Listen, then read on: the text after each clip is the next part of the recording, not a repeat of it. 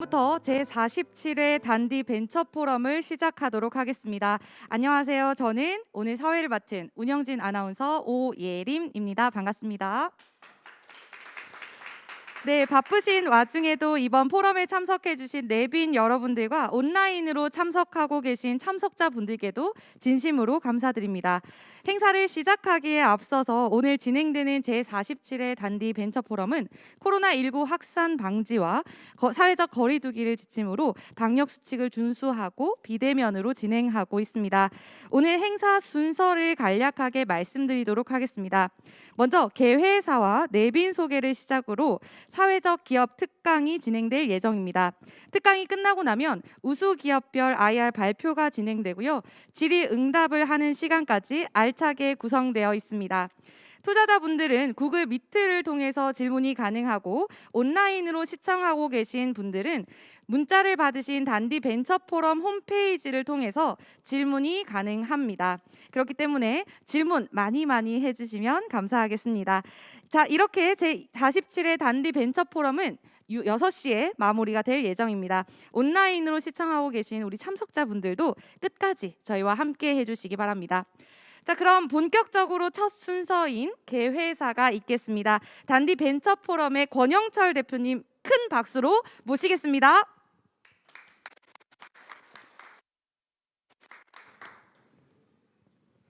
예, 반갑습니다.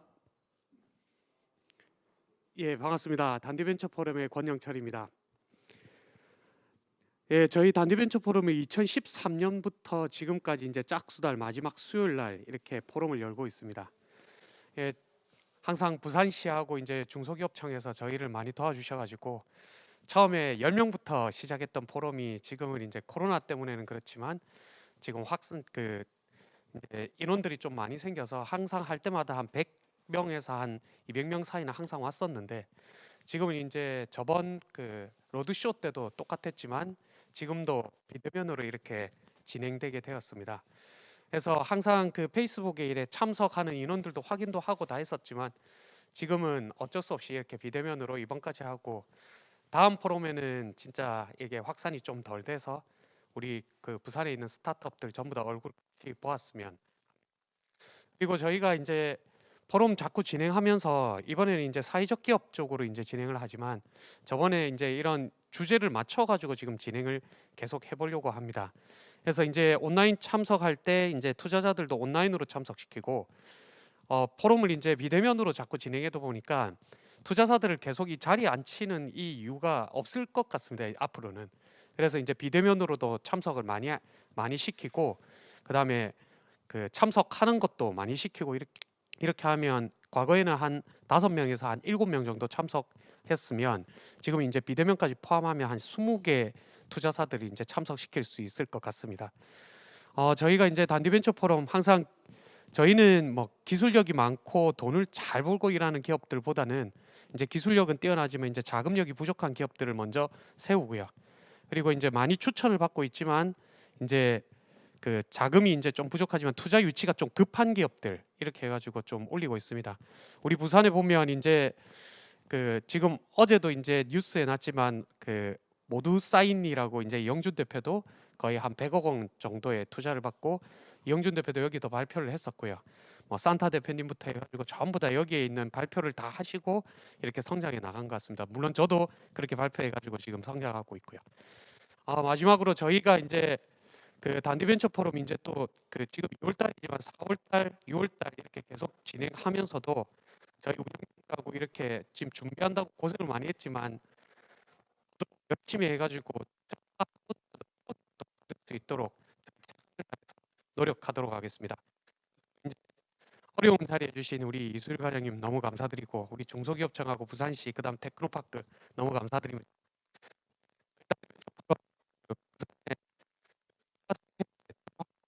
여기까지 최선을 다해서 노력하도록 하겠습니다. 감사합니다.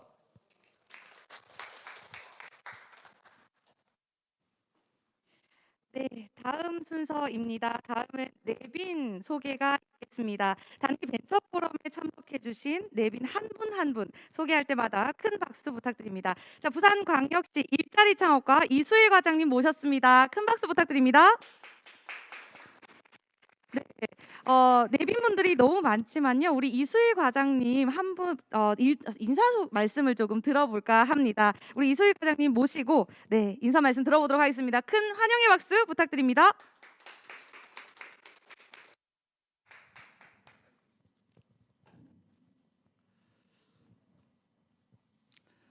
네, 여러분 반갑습니다.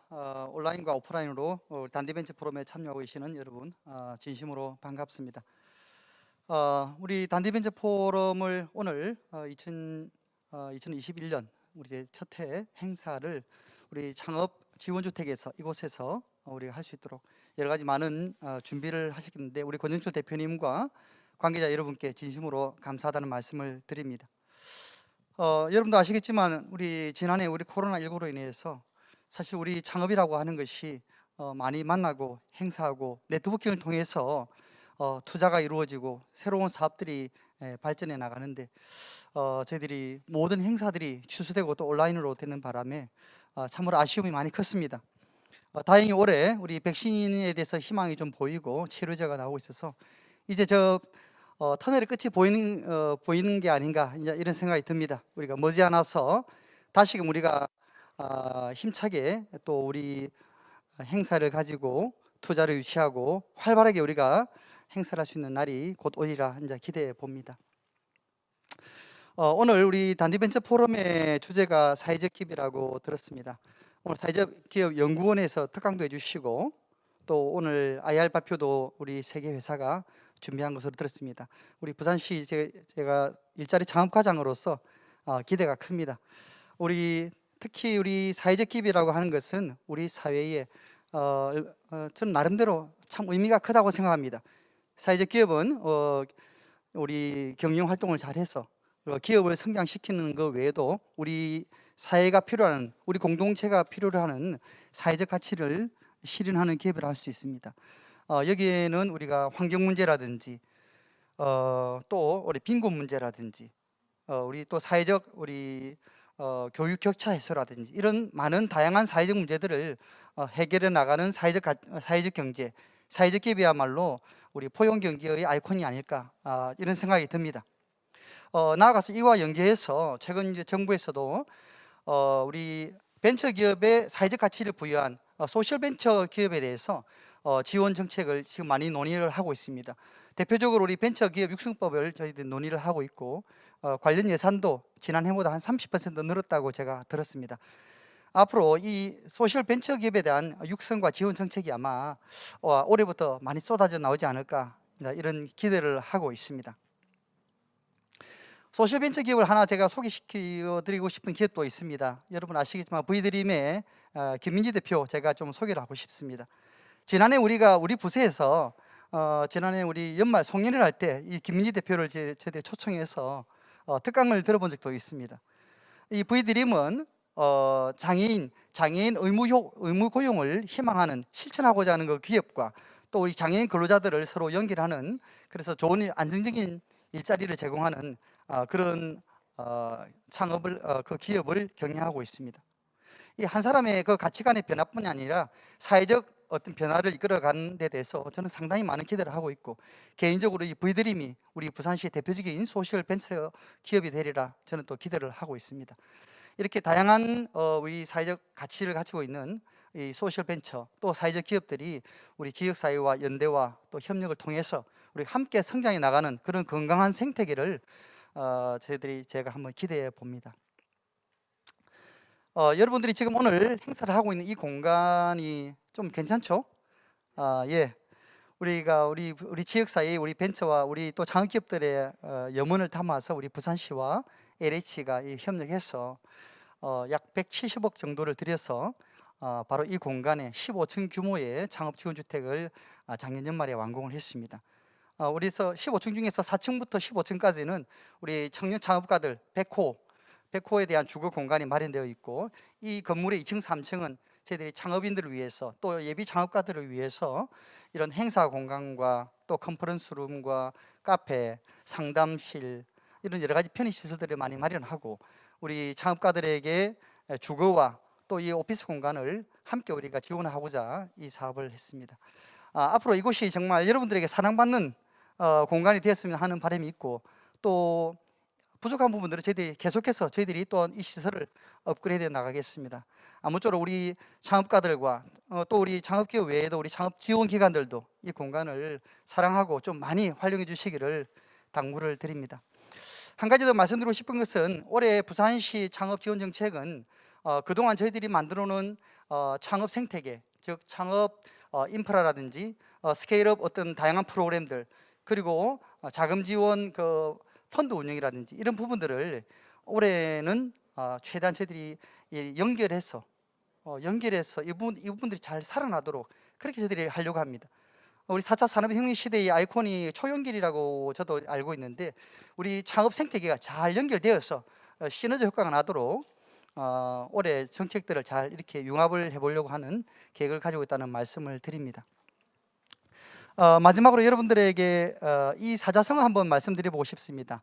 호시우보라는 사자성어를 말씀드리고 싶습니다.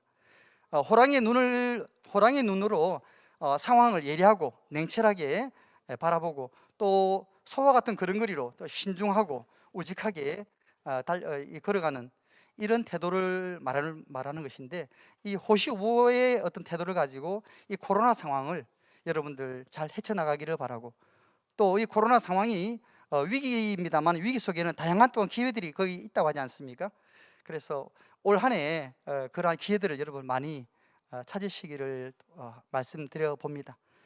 오늘 세 개의 우리 사회적 기업 이 발표가 준비되어 있고, 또 우리 심사역으로서도 우리 오픈 트레이드라든지 쿨리즈 코너하고 BNK 벤처 투자 오늘 온라인으로 참석하셨는데 감사를 드립니다. 오늘 발표를 잘 하시고, 또 개인적인 어떤 우리 각 사회적 기업에서도 오늘 행사를 통해서 기회를 잡으시고, 우리 또 오늘 참석한 우리 모든 분들에게 올해가 정말 기회의 한 해가 되기를 제가 소망을 드려봅니다. 감사합니다.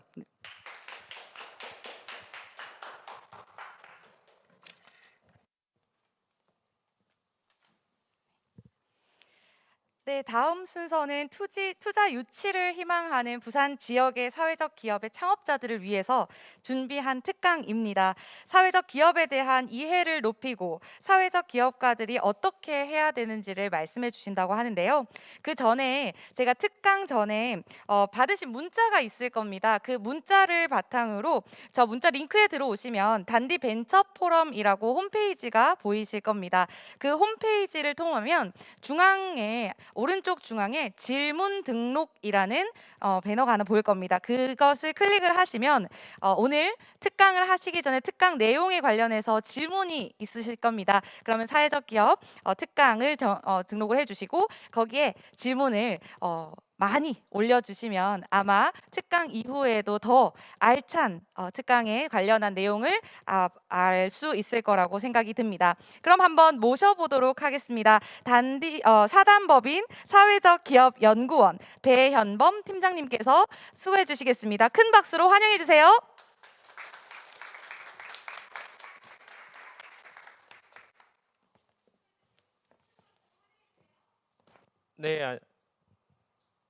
네, 안녕하세요. 사회적 기업 연구원 사회적 기업 팀장 배현범이라고 합니다. 만나게 돼서 반갑습니다. 네, 혁신적인 기업들을 지원하는 단디벤처 포럼에 초대받게 되어서 굉장히 큰 영광이라고 생각하고 있습니다. 그리고 그 중에서도 오늘 주제는 사회적 경제, 사회적 기업을 또 소개드릴 수 있는 계기가 되어서 개인적으로도 큰 영광이라고 생각하고 있습니다. 저는 부산권역 통합지원기관인 사회적 기업 연구원에서 근무하고 있고요. 사회적 기업 연구원은 사회적 기업, 협동조합, 마을기업과 같은 사회적 경제 기업을 지원하는 통합지원 사업을 수행을 하고 있습니다. 사회적 기업을 희망하시는 많은 창업가 분들을 위한 교육이라든가 컨설팅을 제공해 드리고 있고, 이미 사회적 경제 기업으로 진입한 기업들을 위한 판로 지원, 경영 지원, 그리고 각종 행사 지원 등을 통해서 사회적 경제 기업들이 조금이나마 더 우리 사회에 자리 잡을 수 있도록 지원하는 것이 저희 사회적 기업 연구원의 역할이라고 할 수 있습니다. 저는 그 중에서도 사회적 기업 파트를 맡고 있습니다. 그래서 사회적 기업을 창업하고자 하는 많은 분들을 위한 컨설팅이라든가 교육 사업을 지원을 하고 있고요. 사회적 기업이 좀 더 성장할 수 있는 다양한 프로그램들을 기획하고 운영하는 일을 맡고 있습니다. 오늘 저는 단디벤처 포럼에서 이제 사회적 경제 그리고 사회적 기업에 대한 이해를 증진시킬 수 있는 시간을 맡게 되었는데요. 짧은 시간이나마 오늘 제가 드리는 설명을 통해서 보다 많은 사회적 기업가 분들이 나타나기를 희망하고, 또한 사회적 기업가가 아니라 하더라도 사회적 기업들과 사회적 경제 기업들과 함께 할 수 있는 많은 분들이 나타나기를 기대하면서 오늘 강의를 시작하도록 하겠습니다. 어, 사실 사회적 경제 그리고 사회적 기업에 대해서 이해하기 위해서는 우리 사회에 대한 관심이 조금 필요합니다. 우리 사회에 대한 관심을 생각을 해보면 지금 우리나라의 사회 그리고 지금 세계적인 상황들은 어떨까요?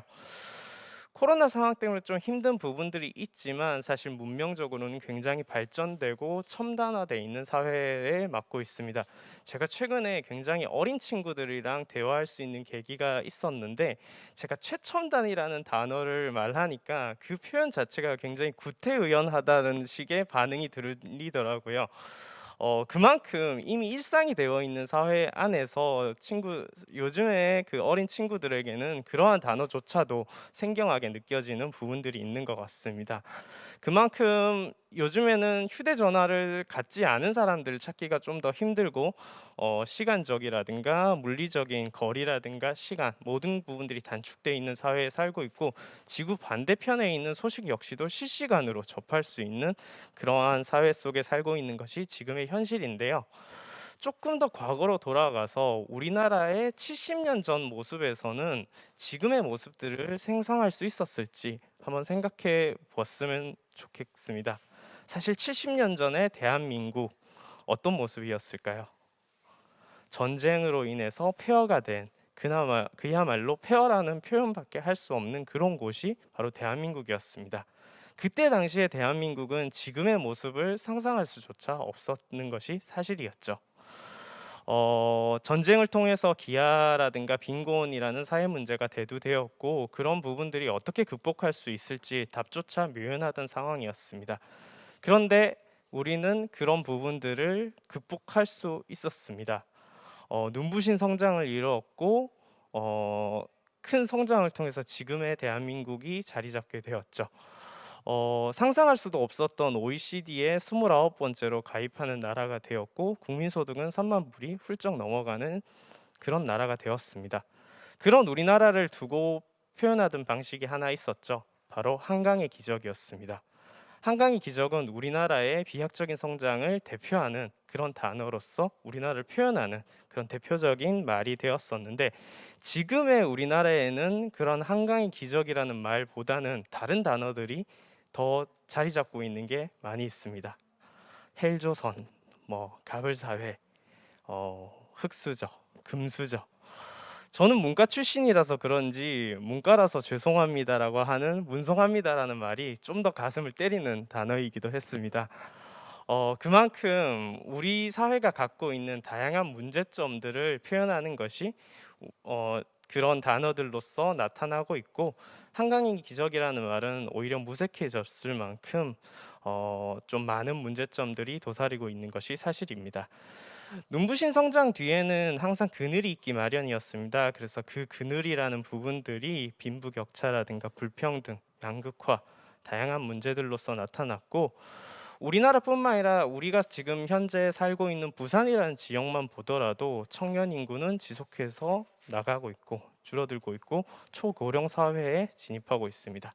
지역마다의 격차는 눈에 띄게 보이게 되고, 사실 이러한 부분들은 사회에 관심이 없다 하더라도 체감을 통해서 느끼게 되는 부분 중에 하나라고 생각합니다.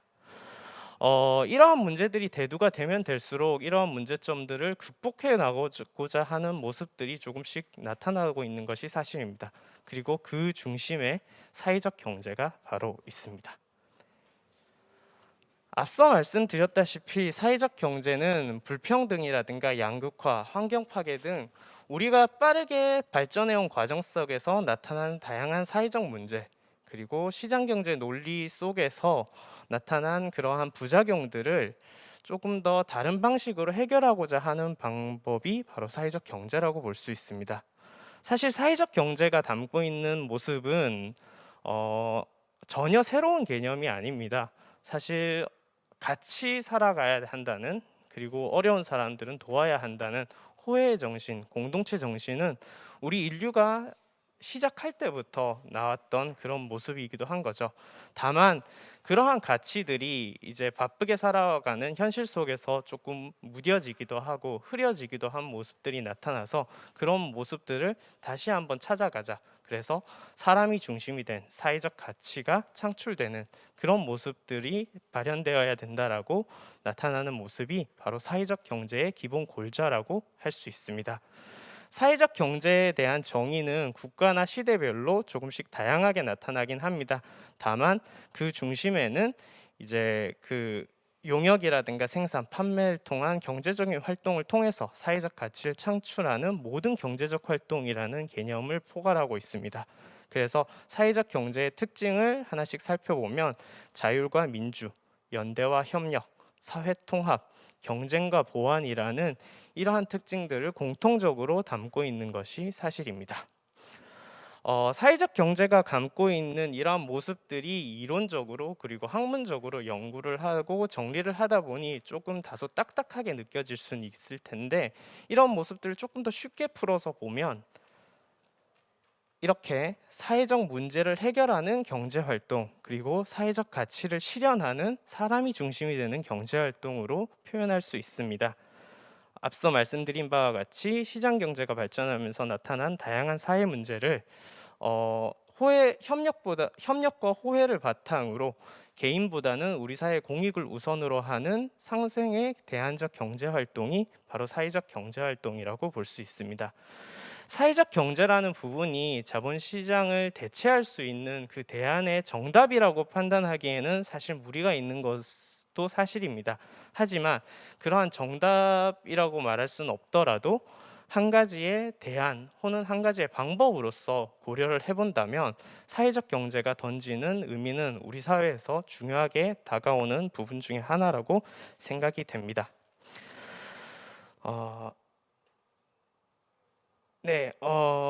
사회적 경제가 추구하고 있는 이 사회 문제 해결이라고 하는 측면은 사실 사회적 경제 기업들만이 하는 것이 아니라 정부라든가 사회복지단체, 다양한 NGO들에서도 추구하고 있는 가치 중에 하나이긴 합니다.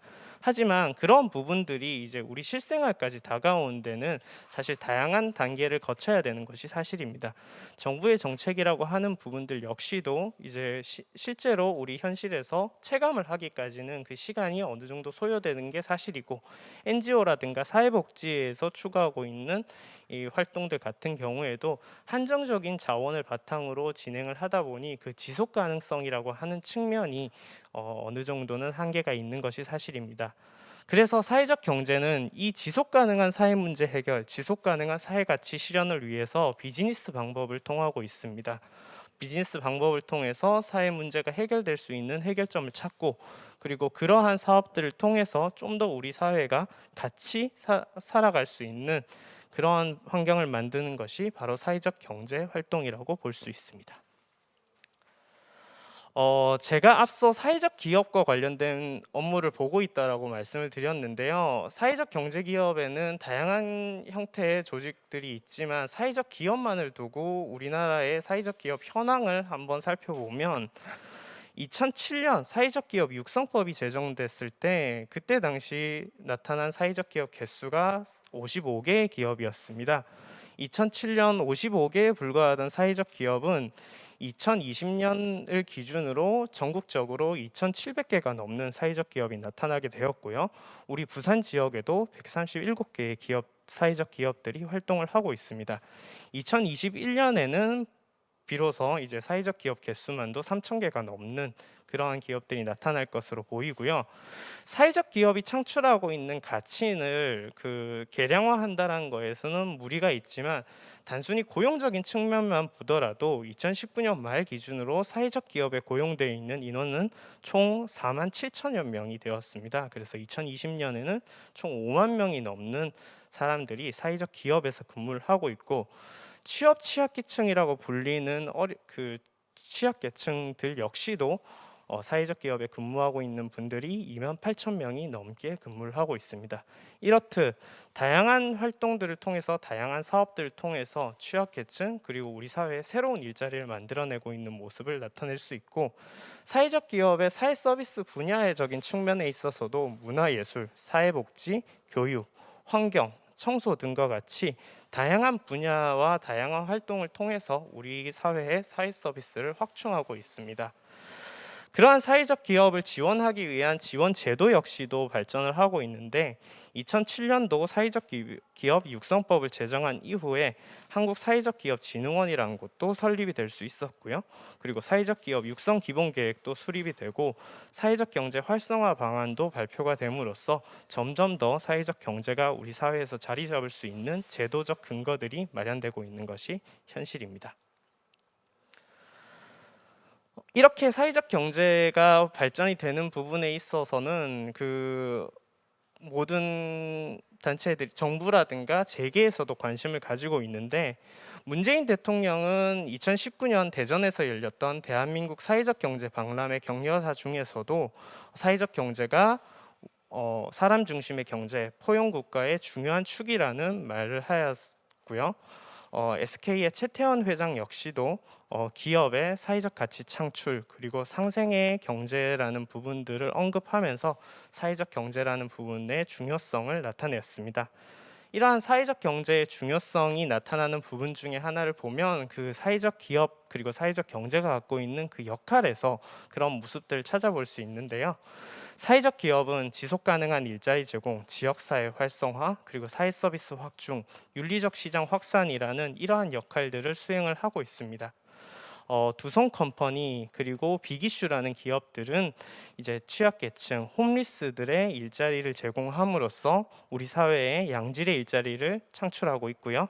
감천문화마을과 같은 사회적 기업은 지역의 경제 자원을 지역의 경제 활동을 하는 데 있어서 지역 주민들이 스스로 참여해서 그 지역이 점점 더 발전할 수 있는 계기를 마련하고 있습니다. 또한 안산 사회복지의료 사회적 협동조합 같은 경우에는 지역민들을 위한 의료 체계 정립 그리고 의료 서비스 제공을 통해서 지역의 다양한 사회 서비스가 확충될 수 있는 계기를 마련하고 있고, 이러한 기업들이 다양한 활동을 통해 이제 사람들한테 널리 알림을 통해서 이제 조금 더 우리 시장에서 윤리적 시장이 좀 더 확산될 수 있는 그런 계기를 마련하고 있는 것이 바로 사회적 경제 그리고 사회적 기업이라고 볼 수 있습니다. 그리고 사회적 기업은 그러한 목적성을 좀 더 강조를 해서 이렇게 5가지 유형으로서 나뉘고 그 목적을 지속적으로 실현하고 있는지를 지속적으로 검토를 하고 모니터링하고 보고를 하게 됩니다.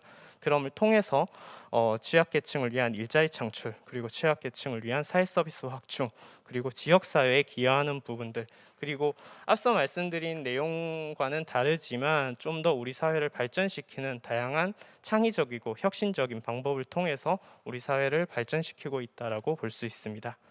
그래서 사회적 경제가 갖고 있는 모습들 그리고 사회적 기업들이 활동하고 있는 모습에 대해서 우리가 조금만 더 관심을 가질 수 있다면 조금 더 우리 지역에 있는 다양한 사회 문제가 그리고 다양한 사회적 가치가 창출될 수 있는 계기가 마련되지 않을까라고 생각을 하고요.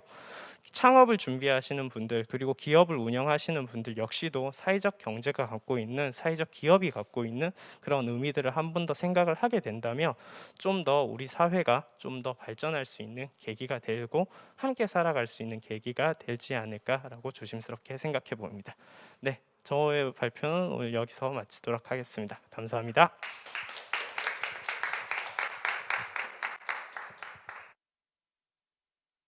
올라와 있을 겁니다. 질문을 앞에서 확인해 주실 수 있는데요. 네, 밑으로 내려가면 질문이 있을 겁니다. 첫 번째 질문부터 한번 질문을 네, 지금 사회적 기업이 되기 위해서 특별히 보는 심사 기준이 있나요? 라는 질문이 들어왔는데요. 사회적 기업은 고용노동부로부터 인증을 받아야 되는 제도를 두고 있어서 조직 형태, 그리고 근로자 고용, 그리고 사회적 목적 실현, 그리고 이윤의 재분배와 같은 그런 다양한 심사 기준을 두고 있습니다. 이러한 심사 기준과 같은 부분은 이제 고용노동부에서 매년 초 사회적 기업 인증 공고를 통해서 이제 발표하고 있습니다. 그리고 관련된 내용에 대해서는 중간 지원 기관인 저희 사회적 기업 연구원이 관련된 내용에 대해서 안내를 드릴 수 있으니 저희 사회적 기업 연구원을 통해서 질문을 주신다면 저희가 개별 기업별로 상세하게 답변을 드릴 수 있도록 하겠습니다. 네, 두 번째도 올라와 있는 것으로 알고 있습니다. 확인 한번 부탁드립니다. 네, 사회적 기업의 가치 및 이해 특강 관련 네, 지속적 고용 창출을 위해서라도 어느 정도의 최소 이윤이 창출되어야 될 것 같은데 사회적 기업을 선정하시고 재지정하실 때 연간 이익에 대한 기준이 있는가라고 말씀을 해주셨습니다. 네, 역시 사회적 기업 역시도 사회적 가치만 추구하는 것이 아니라 기업적인 모습을 갖춰야 되는 것이 필수적인 부분입니다. 그렇기 때문에 정상적으로 그 해당 사업을 수행할 수 있는 기반이 갖추어져 있는지를 검토를 하게 되고요. 최소 이윤이라고 하는 부분에 있어서는 이제 세부적인 기준으로 매출액 대비 노무비의 수준을 판단하는 기준이 있는데 그 기준에 대한 부분들은 이제 매년 조금씩 해당 부분들의 뭐 부채 비율이라든가 그리고 이익률 그리고 매출 대비 노무비 수익률 이런 부분들과 같은 세부적인 지표 설정이 있습니다. 그래서 그런 부분들을 같이 유지하고 있어야만이 사회적 기업으로 운영이 지속될 수 있다라고 답변 드릴 수 있을 것 같습니다. 네, 마지막 질문이 하나 더 있습니다. 한 번만 더 읽어주시면 네. 감사하겠습니다. 네, 반응이 열과 뜨겁네요. 네. 네, 사회적 기업에 관심을 가질 수 있도록 구체적으로 어떠한 노력을 하고 있나요?라고 말씀해 주시는데, 네, 저희 사회적 기업 연구원에서는 매월마다 이제 사회적 경제에 관심을 두고 있고 사회적 경제로 진입하고자 하는 예비 창업가 분들을 위한 설명회를 진행을 하고 있습니다. 최근에는 코로나 상황으로 온라인으로도 진행을 하고 있으니 그런 부분들을 통해서 준비에 대한 계획들을 같이 수립할 수 있다라고 볼 수 있을 것 같고요. 또한 조금만 더 우리가 관심을 가진다면 사회적 기업과 관련된 행사들이 이제 구군별로 그리고 부산광역시 차원에서도 매년 진행되고 있는 부분이 있습니다. 그래서 그러한 행사에 같이 참여하게 된다면 실제로 사회적 경제 기업들이 어떤 활동을 하고 있는지 눈으로 확인하실 수 있으실 것 같습니다. 네, 감사합니다. 그럼 다음 질문이 혹시 있을까요? 네, 네. 여러 가지 질문이 좀 들어왔는데 회사 정관에 추구하는 사회적 가치가 명시되어야 된다라고 들었습니다. 구체적인 예시 부탁드린다라고 했는데 주식회사를 기준으로 두게 된다면 보통 주식회사 정관상에는 목적사항에 기업이 운영을 하고 있는 사업 내용에 대해서만 기재가 되어 있는 것이 일반적입니다. 하지만 사회적 기업이 되기 위해서는 그러한 기업의 사업 내용과 더불어서 우리 기업은 이제 취약계층을 위해서 일자리를 창출한다. 그리고 우리 취약계층을 위한 사회 서비스를 확충한다라고 하는 사회적인 목적이 같이 명시되어야 된다라고 말씀드릴 수 있을 것 같습니다.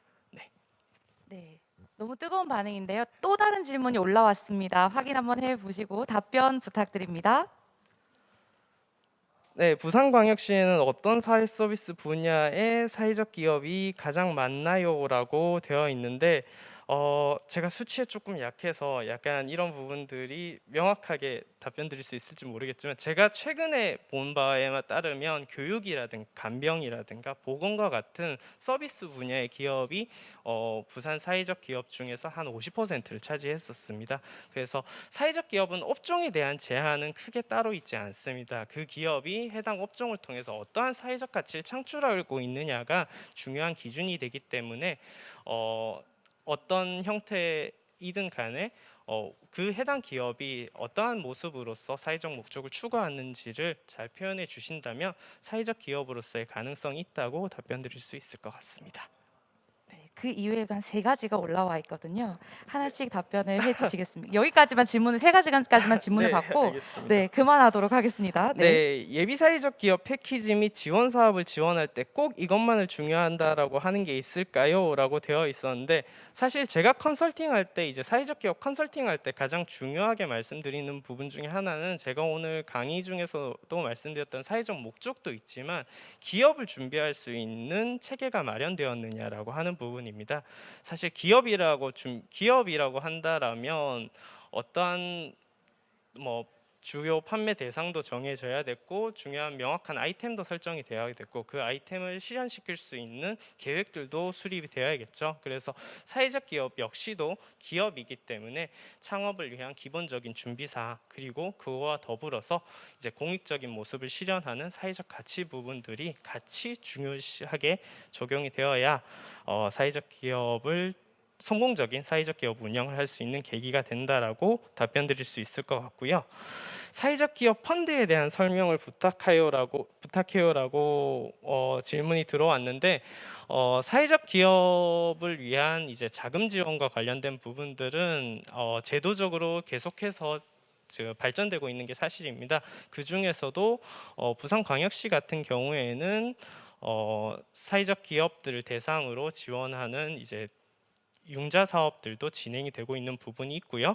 또한 이제 공공기관들과 부산광역시가 함께 조성을 한 부산 그 BEF 펀드라고 하는 사회적 기업 운영 자금 지원이 있습니다. 그래서 그런 부분들 역시도 활용할 수 있는 계기가 있으니 이러한 부분들은 사회적 기업에 관심을 조금 더 가지시고 그 관련된 사업에 대해서 찾아보신다면 좀 더 이해를 하실 수 있지 않을까 싶고 좀 더 힘든 사항이라든가 상세한 내용이 있으시면 051-517-0266으로 전화 주신다면 저희 담당 연구원들이 상세하게 안내를 드릴 수 있도록 하겠습니다.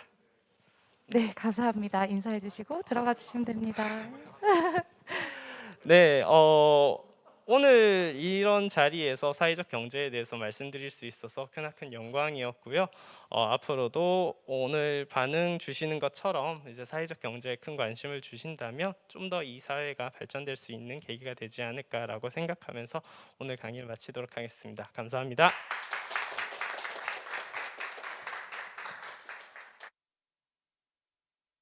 오늘 반응 굉장히 뜨거웠습니다. 특강이 이렇게 뜨거웠을 거라고는 제가 생각을 못했는데요.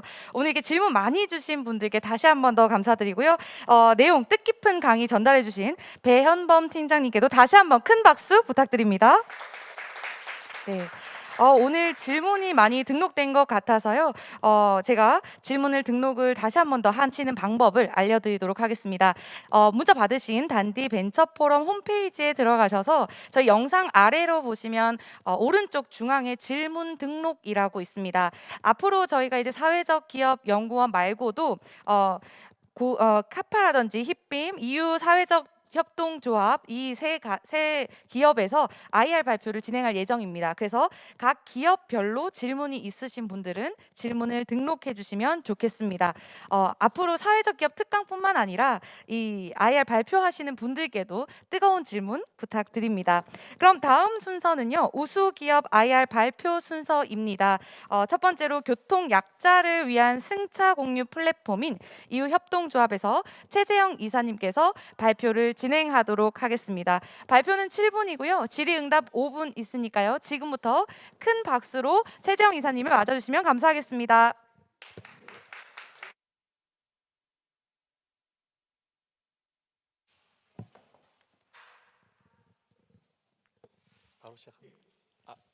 바로 시작하도록 하겠습니다. 교통약자를 위한 승차운영 플랫폼 EU 사회협동조합 최재영입니다. 네, 저희의 창업 스토리는 장애인은 유별난 사람이라는 그런 말을 들으면서 장애인에 대한 문제가 해결되지 않았기 때문에 창업을 시작하게 되었었고요. 그래서 이분들이 어떻게 생활하는지를 관찰을 하게 되었었습니다. 그런데 아이를 데리고 병원에 가기 위해서 이동 시간이 아닌 대기 시간만 평균 75분, 그리고 그것을 위해서 약 400통 이상이 전화해야 되는 엄마들을 만났었고요. 그리고 외출 후 귀가를 하려고 하는데 하필이면 비가 왔습니다. 그래서 귀가를 하기 위해서 3시간 이상을 기다려야 되는 장애인들을 만나게 되었었고요. 그래서 이 문제를 지나칠 수 없었기 때문에 창업을 하게 되었습니다. 네, 저희의 소셜 미션은 간단합니다. 교통약자에게 이동의 자율이라는 소셜 미션을 가지고 있고요. 저희는 처음에는 차량을 구매해서 직접 이들에게 이동 서비스를 제공하는 것이 목표였습니다. 그런데 하필이면 저희가 창업하는 시기에 타다 사태가 터지면서 이 비즈니스 모델은요 바뀌게 되었습니다. 그래서 전국에서 이동 서비스를 제공하는 기관들의 공통적인 문제가 예산 부족 문제 때문에 배차 시스템이 없었습니다. 그래서 저희는 이 부분을 해결하기 위해서 배차 관리 프로그램을 만들기 시작했었고, 그리고 나중에는 웹 버전뿐만 아니라 앱에서도 진행하는 것을 목표로 했습니다. 그리고 그 서비스가 점점 확장이 되기 시작했었고요. 그리고 이제는 단순히 서비스를 제공하는 것이 아니라 새로운 시스템, 그래서 교통약자에게는 어떤 서비스가 필요할 것인가를 기획하게 되었습니다. 이를 통해서 저희는 2020년에는 이제 부산광역시와 함께 국토부 스마트시티 챌린지를 함께 공동으로 현재 진행을 하고 있는 중이고요. 그리고 이 과정에서 교통약자 승자 공유 플랫폼을 완성하게 되었습니다. 그리고 서비스 영역을 계속 확대해 나가고 있습니다. 그래서 저희는 현재 부산에서 시작했지만 2월 15일부터는 경기도 전체에 현재 서비스를 지금 이제 런칭을 했고요. 그래서 지금 한참 작업을 들어가고 있는 중에 있습니다. 저희의 사업 영역은 모빌리티 부분, 그리고 사회복지 부분, 그리고 사회공헌 부분이 있습니다. 먼저 보시는 모빌리티 부분 같은 경우에는 웹 서비스에서 시작해서 나중에는 앱 서비스로 발전을 했고요. 그리고 저희의 모토는 차를 혼자 타지 말고 함께 승차 공유를 하자는데 포커싱이 맞춰져 있습니다. 그래서 부족한 자원을 더 재활용하자는 측면이 있고요. 그리고 이제 이 서비스 구체로 나타난 부분이 무상 카풀, 교통약자 간의 무상 카풀이 있고요. 그것은 현재 부산광역시 동구에서 동승콜이라는 명칭으로 신장 장애인들과 함께 신장 장애인 투석 병원들과 함께 서비스가 진행되고 있습니다. 그리고 여기서 더 확장된 부분이 기존의 어떤 대중교통을 이용하는데 교통약자의 가장 큰 문제점은 바로 정류장까지 가야만 하는 그 거리가 바로 가장 큰 턱이었습니다. 그래서 저희는 이것을 해결하기 위해서 기존의 노선으로 운행하던 대중교통 서비스가 교통약자가 있는 곳으로 올 수 있다면라는 상상력을 발휘했었고요. 그리고 이것을 적용하는 시스템이 바로 수요 응답형 교통 시스템, 바로 배려 프리 DRT 서비스를 현재 부산시와 함께 부산광역시 동구에서 현재 진행을 하고 있습니다. 그래서 부산에 있는 좋은문화병원, 그리고 일신기독병원 등과 함께 임산부와 영유아 동반자들을 중심으로 해서 서비스를 진행하고 있고, 이게 이제 2월 말까지 실증을 끝내게 되어 있습니다. 그래서 하루 평균 약 35명, 그래서 지금 누적 인원이 약 한 2,000명 가까이가 이 서비스를 이용을 했습니다. 그리고 저희가 이제 기술을 보여드리려고 했는데요.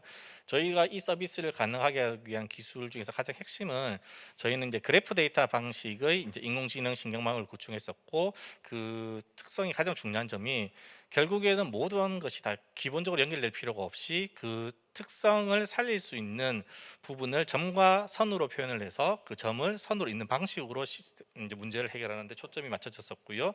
이것을 보여드리려고 했는데 좀 준비가 좀 덜 된 것 같습니다. 네. 그리고 이런 것들이 다 녹아 있는 것이 저희가 부산광역시와 함께 진행하고 있는 스마트시티 챌린지입니다. 그래서 저희는 교통약자가 기존의 두리발 같은 시스템 하나가 아니라 더 많은 교통편을 이용할 수 있고, 그리고 그것을 승차 공유를 통해서 더 효율적으로 운영하는 것을 목표로 하고 있습니다. 그리고 더 나아가서 저희는 사회복지 부분에서 교통약자에 관한 법률은 기본적으로 투쟁에 의해서 쟁취됐던 부분이고요. 하지만 그 이후에 더 발전된 모습이 없습니다. 그래서 저희가 이제 교통약자의 이동에 관한 문제를 발견하는 과정에서 발견했던 대표적인 부분이 임산부는 안전벨트를 매지 말라는 거였습니다. 왜냐하면 태아의 그 압박을 주는 하복부 부분이 문제가 되었었고요. 그래서 현행 도로교통법상에서는 임산부는 안전벨트를 매지 않는 것이 안전하다입니다. 좀 말이 안 되는 이야기였었고요. 그래서 이 부분을 해결하기 위해서 선진국의 사례를 봤었을 때 임산부용 안전벨트가 있다는 걸 알게 되었었고요. 그래서 3월 3일 부산 남구에서 저희가 국내 최초로 임산부용 안전벨트를 이렇게 대여해주고 수거해서 다시 공유하는 공유 사업을 이번에 진행을 하게 되었습니다. 그리고 이제 부산에서 이제 장애인 혹은 디테크 분야의 기업들이 조금 아직은 성장이 힘든 게 사실입니다. 그래서 이제 서울에서 유수한 기업들의 어떤 DNA를 전하기 위해서 그 기업들의 지사를 부산으로 유치해서 함께 이제 사업을 이끌어가는 사업자 협동조합을 현재 진행을 하고 있고요. 그 외에 많은 사업들을 현재 진행하고 있습니다. 간단하게 저희가 이번에 3월에 진행하는 임산부 안전벨트 모델을 소개해드리면은 임산부가 임신을 하게 되면은 임신 확인서를 들고 보건소에 가시게 되면 보건소에서 안전벨트를 내어주고요. 그리고 뭐 특별한 일이 없이 순산하게 되면은 출생신고라는 과정에서 주민센터에 반납하면 되는 구조로 되어 있습니다. 이렇게 해서 계속 자원이 소멸되지 않고 계속 반영구적으로 순환할 수 있는 모델을 구축했고 올해는 부산 4개 구에 시행하는 것을 목표로 잡고 있습니다. 그 다음에 사업자 협동조합은 넘어가도록 하겠습니다. 네, 저희는 크게 비즈니스 모델이 간단합니다. 교통약자와 교통약자 이동 서비스 기간을 이어주고 그리고 그 과정에서 수수료를 받는 구조로 되어 있습니다. 그래서 그 이전에는 저희가 좀 많이 힘들었었는데요. 저희가 비영리의 장점을 살려서 영리 기업과 비영리 기업을 같이 어우르는 어떤 비즈니스 모델을 발견하게 되었었고 현재는 저희 회사에서 이제 그 인공지능을 담당하던 조합원들이 새로 회사를 설립을 했습니다. 그리고 지금 이번 주에 지금 서울에서 한참 이제 뭐 한화, IBK, 그 다음에 뭐 효성이라든지 그 다음에 스탠다드 차타드 같은 경우에는 본사에서 이제 투자 이제 확정이 났고요. 그래서 대신에 법인을 싱가포르에 설립하는 조건으로 해서 지금 250억 밸류를 통해서 측정을 받고 지금 현재 IR을 현재 진행하고 있습니다. 그리고 이제 비영리 부분에서는 저희가 부산의 모든 장애인 복지관 그리고 전국에서 약 270개 기관과 협약을 통해서 이 사업을 이끌고 나가고 있으며 네, 저희가 처음에는 지원 사업이라든지 그 다음에 스스로 자립을 하지 못했었는데요. 이제 작년에 이제 매출이 1억 4천 그리고 올해 매출은 30억 목표로 이제 진행을 통해서 이제 다른데 기대기보다는 스스로 자립할 수 있는 구조를 현재 만들어가고 있습니다. 그래서 저희의 연 매출은 올해 목표는 30억 그리고 24년에는 약 2,500억을 목표로 하고 있으며 그리고 저희는 올해 하루에 약 5만 명 그리고 약 24년에는 하루에 약 540만 명의 서비스하는 것을 목표로 삼고 있습니다. 그래서 저희는 혼자 가는 것이 아니라 우리 사회에 있는 시민들과 그리고 공공기관, 정부와 함께 어떤 공공의 목표를 가지고 함께 나가는 성장 모델을 삼고 있고요. 그 과정에서 리빙랩을 통해서 시행착오를 줄이려고 많이 노력을 하고 있습니다. 감사합니다. 이사님. 손은 거기서 받아주시면 될 것 같습니다. 우리 투자자분들 혹시 질문하실 거 있으신가요? 네, 우리 투자자분들 조금 생각해 볼 네. 시간이 필요하실 것 같은데요. 질문 네, 대표님 있으시면 발표. 네. 네, 대표님 발표 잘 들었습니다. 네, 제 목소리 잘 들리시나요? 잘 들립니다. 네, 그 아까 전에 수익 모델 보여주셨는데요. 네네. 월 10만 원 정도 과금을 하고 있는 걸로 확인을 했습니다. 네. 그걸 지금 이제 교통 약자분에게 받는 건지 아니면은 뭐 기관으로부터 받는 건지 조금 알 수 있을까요? 네, 이동 서비스 기관으로 받고 있습니다. 아, 기관에서 한 달에 한 차당 그러면은 10만 원씩 그렇게 받으시는 네, 건가요? 그렇습니다.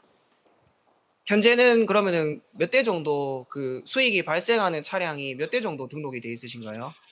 현재 같은 경우에는 약 한 300대 조금 넘어서 보시면 될 것 같습니다. 그러면은 그 300대 곱하기 10만 원이 현재는 매월 저희 쪽으로 들어온다는 말씀이신 네, 거죠? 그렇습니다. 네. 그 공공기관 그 기관 같은 경우에는 어떻게 지금 300개를 부산에 전부 다 가지고 계신 건가요? 아니면은 분포가 어떻게 될까요? 부산에는 몇 개 기관이 없고요. 앞서 말씀드렸지만 이제 경기도와 충청도 오히려 이제 수도권 쪽에서 많이 호응을 받고 있고요. 그리고 모두가 다 10만 원은 아니고 이제 서울 은평구 같은 경우에는 임산부용 택시를 운영하고 있습니다. 이제 실은 이제 그것도 저희가 다 시스템을 납품해서 운영을 현재 진행하고 있고 그거는 이제 대당 월 약 75만 원을 받고 있습니다. 그게 그 정부에서 하는 거면 일단은 매년 예산을 이제 책정을 하실 것 같은데 그게 어떻게 그 지속적으로 이렇게 유지가 되거나 확대가 되는 건가요? 아니면 이게 연간 베이스로 해서 계속적으로 대표님께서 이렇게 입찰을 들어가셔야 되는 부분인가요? 네, 저희 같은 경우에는 그 아마 계속 꾸준히 지속 가능성이 좀 확보되어 있고요. 계약을 했던 곳에서는 이제 계약처에서 이미 보통 10년 이상의 계약을 원하고 있고요.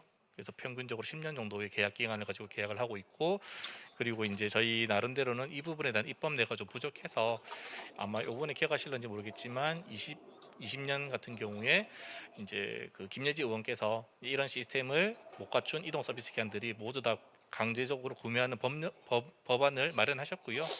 지금 그게 통과가 되게 되면은 모든 기관, 아직 없는 90%의 이동 서비스 기관들이 다 도입을 해야 되는 실정입니다.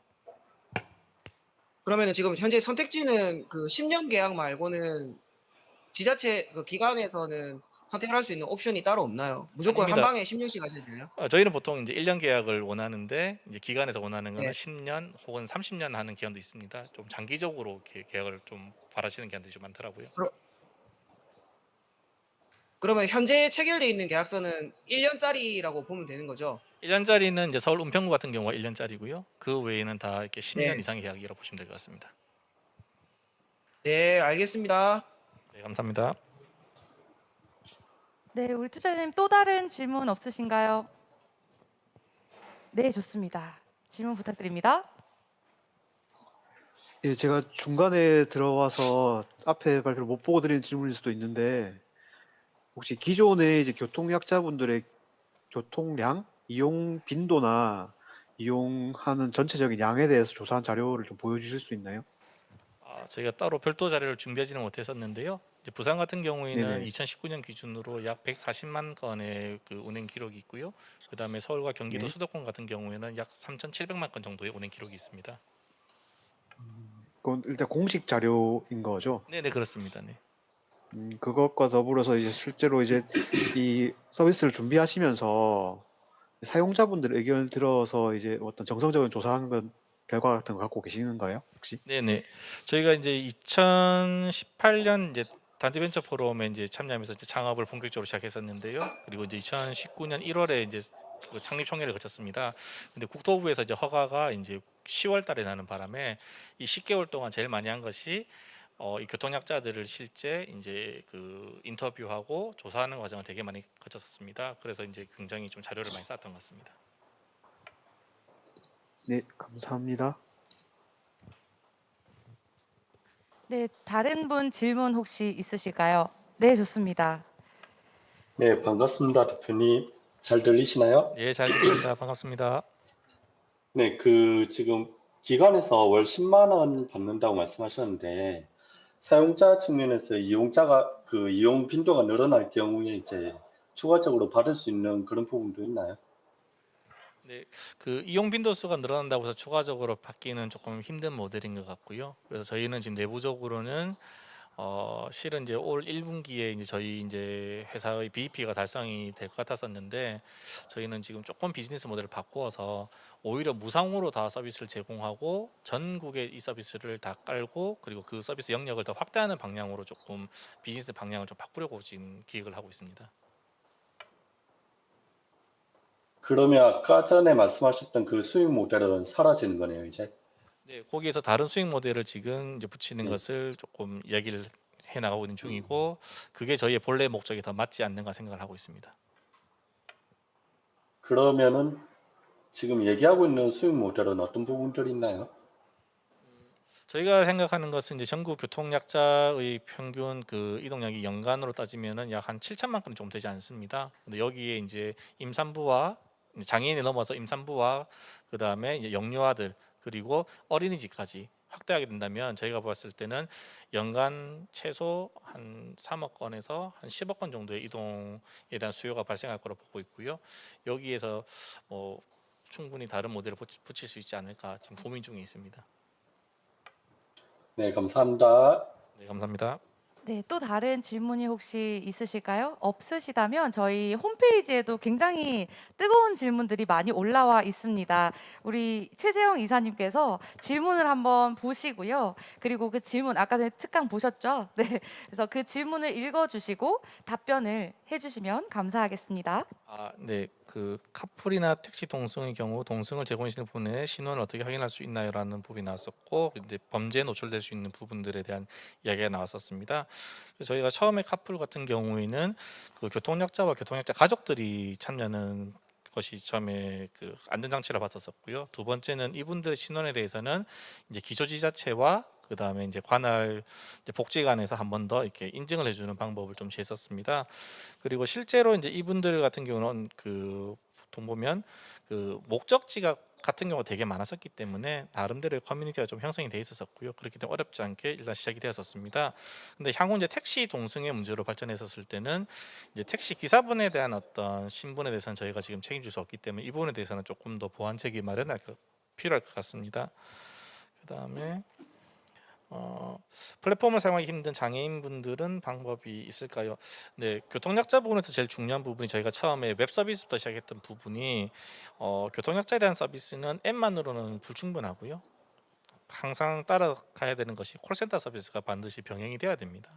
그래서 현재도 지금 그렇게 서비스를 진행을 하고 있고 이제 그 부분을 조금 더 효율적으로 운영할 수 있는 방법을 연구를 하고 있습니다. 그리고 저희가 그 서비스 이외에도 그 정말 스스로 병원에 가기 힘드신 어르신들이라든지 이런 분들을 저희 보건복지부와 함께 그분들을 자택에서 병원 치료까지 그리고 다시 자택까지 모셔드리는 풀 서비스를 이제 제공을 하고 있고 이 노하우를 저희가 독일계 회사에 그대로 지금 또 이렇게 판매를 또 하고 있습니다. 그래서 그 장애인분들의 유형이 워낙 다양하고 상태가 다양하기 때문에 그분들의 수요를 한 번에 다 받아들일 수는 없지만 점진적으로 계속 좀 해결을 해 나가고 노력하고 있다는 것만 말씀을 드리고 싶고요. 또 네, 계속 읽어주시면 되겠습니다. 네네. 만약 어플상에 있는 시각장애인이나 시청각 분들 이 부분 같은 경우에는 이제 시각장애인 같은 경우에는 저희가 제일 먼저 서비스를 시작했던 부분이고 이건 아마 콜센터를 통해서 지금 현재 문제를 충분히 해결해 나가고 있고요. 심지어는 올해 같은 경우에는 시각장애인들 중심으로 해서 먼저 저희가 카풀 서비스를 승자공유 서비스를 먼저 시행했었고 그게 출퇴근 시간을 통해서 되게 효율적으로 운영이 되었었고 이거를 바탕으로 이제 다른 사업에 좀 적용을 좀 많이 받았습니다. 그다음에 승자공유 시스템과 택시를 시스템의 차이를 구체적으로 택시콜 시스템의 차이점을 구체적으로 알고 싶습니다. 보통의 택시콜 서비스 같은 경우에는 거의 다 보면은 택시콜 같은 경우에는 아마 목적지와 출발지 정보가 거의 아마 대부분일 것 같습니다. 근데 교통약자의 어떤 승차 공유 방법에 있어서는 고려해야 될 사항이 최소 한 4가지에서 많게는 한 30가지 정도를 또 고려를 해야 됩니다. 그러다 보니까 이제 시스템적인 부분에서 그 조금 처리가 안 되는 부분이 좀 많이 있고요. 그래서 저희가 아까 원래는 기술을 보여드리려고 했던 것이 그것을 이제 어떻게 처리하는지에 대한 과정을 저희가 구축한 인공지능 신경망을 통해서 보여드리려고 했는데 조금 차이가 조금 많이 있는데 요거를 자료를 보여드리지 못해서 조금 안타깝습니다. 그리고 교통약자 DRT 서비스에 대한 질문입니다. 교통약자 DRT 서비스가 실행되면 대중교통을 사용하는 시민들은 불편을 겪지 않을까요? 기본적으로 이때 항상 말씀을 드리는 것이 그 장애인이 그리고 교통약자가 편리하다면 그 사회에 누구나 다 편리하다는 점이 하나 있고요. 두 번째나 우리는 태어날 때도 교통약자였었고 죽을 때도 보통 교통약자로 보통 죽는 경우가 대부분이기 때문에 약간의 불편함이 있을 수도 있습니다. 특히 현재 그 저상 버스 같은 경우 휠체어가 탑승하게 되면은 정차 시간 문제 때문에 좀 불편함을 겪으시는 분들이 계신데요. 이 부분은 아마 조금 성숙한 시민의식으로 좀 해결될 부분이라 생각을 하고 있고요. 두 번째는 DRT 서비스 같은 경우는 여러분도 혹시 들어보셨는지 모르겠지만 버스업계의 가장 큰 문제점이 바로 바람버스입니다. 그래서 바람버스의 문제를 가장 효율적으로 해결할 수 있는 부분이 바로 DRT 서비스이고요. 그렇기 때문에 약간의 불편함이 전혀 없는 서비스는 있을 수 없다고 생각을 하고 있습니다. 하지만 그것이 우리 사회에서 수용 가능한지 여부 그리고 그 수용성을 더 확대하기 위한 방법을 찾는 것이 더 바람직하지 않을까 생각을 하고 있습니다. 네, 감사합니다. 질문까지 모두 성실하게 대답해 주신 우리 최재형 이사님 다시 한번 큰 박수 부탁드립니다. 네, 우리 첫 번째 우리 교통 약자를 위한 승차 공유 플랫폼 EU에서 발표를 해 주셨는데요. 저희가 사실 IR 발표를 시작을 하면 첫 번째 발표 기업이 질문이 안 나오는 것으로 굉장히 유명합니다. 그럼에도 불구하고 오늘 정말 뜨거운 질문 많이 해 주셔서 저도 굉장히 놀랐습니다. 우선 첫 번째 발표는 모두 끝이 났고요. 단디 벤처 포럼이 이제 온라인으로 비대면으로 진행이 되다 보니까 오늘은 IR 발표가 조금 독특한 방법으로 진행이 됩니다. 현장에서 EU 사회협동조합 발표를 마쳤고요. 그리고 온라인으로 카파와 힛빔 기업이 지금 현재 준비를 하고 있습니다. 그렇기 때문에 더욱더 흥미롭고 유익한 단디 벤처 포럼이 아닌가 싶습니다. 저희 힛빔에서는요, 코딩 없이 앱 개발이 가능한 미들웨어 플랫폼에 대한 아이템을 소개해 주실 예정이고요. 그리고 카파에서는 제조 견적 비교 서비스를 통해서 발표를 전범주 팀장님께서 해 주실 예정입니다. 그렇기 때문에 많은 분들이 관심과 사랑 부탁드립니다. 그럼 두 번째 순서 지금부터 온라인으로 진행하도록 하겠습니다. 한번 모셔보도록 하겠습니다. 코딩 없이 앱 개발이 가능한 미들웨어 플랫폼 힛빔에서 석정웅 대표님께서 수고해 주시겠습니다. 큰 박수 부탁드립니다. 안녕하십니까. 힛빔 석정웅입니다. 잠시 화면 공유를 하도록 하겠습니다.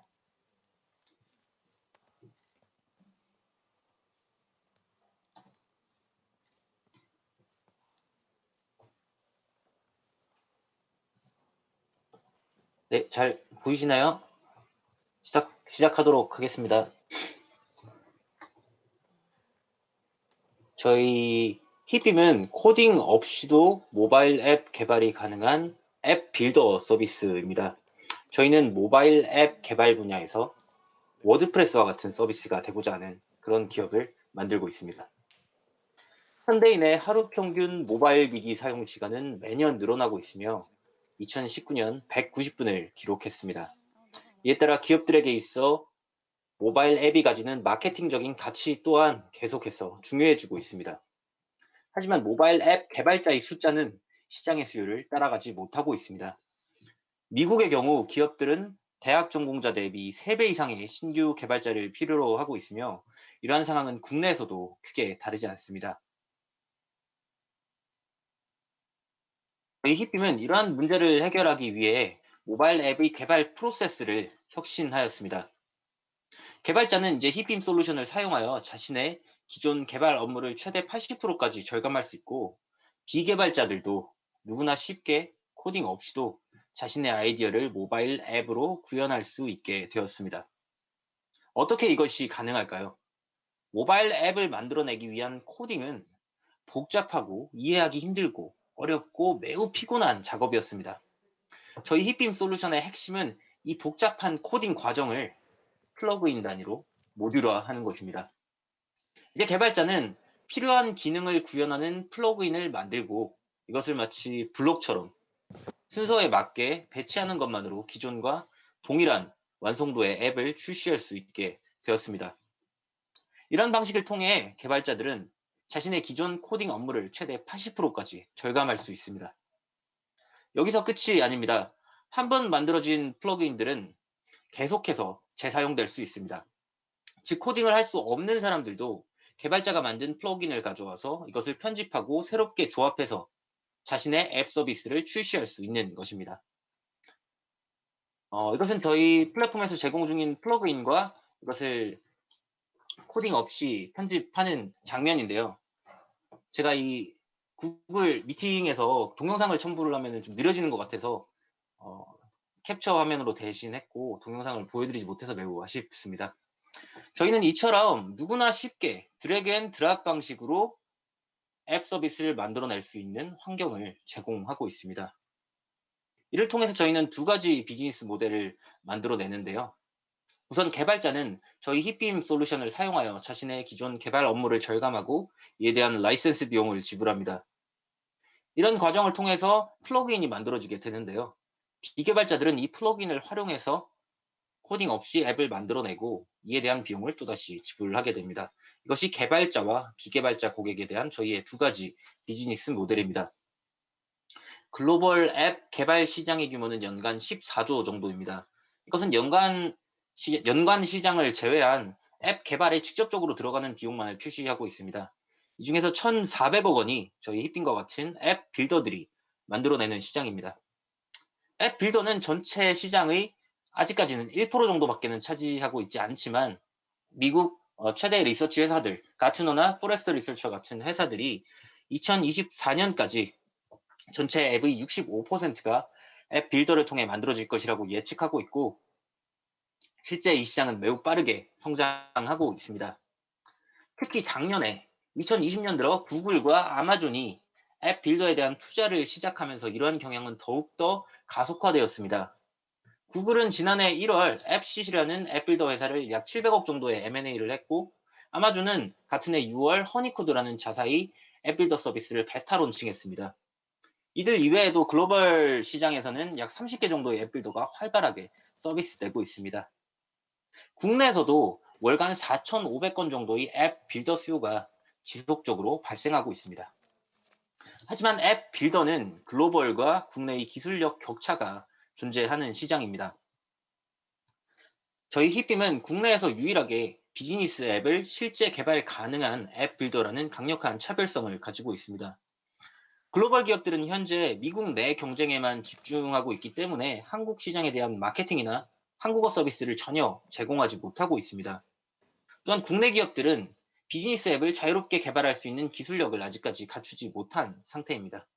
따라서 앱 빌더의 국내 고객들의 앱 빌더에 대한 수요는 전혀 충족되지 못하고 있고, 저희 히빔은 이러한 수요를 충족시키면서 빠르게 국내 시장을 선점해 나가며 사업을 진행하고자 합니다. 또한 글로벌 앱 빌더들과 비교해서 저희의 경쟁 우위라고 할 수 있는 편리한 사용성과 개발자들에 대한 확장성을 바탕으로 사업을 경쟁시켜 나갈 예정입니다. 저희는 지난해 11월 달에 실제 2건의 앱 개발을 진행하면서 개발자들이 의 개발 업무를 얼마나 절감시킬 수 있는지 MVP 테스트를 진행을 했습니다.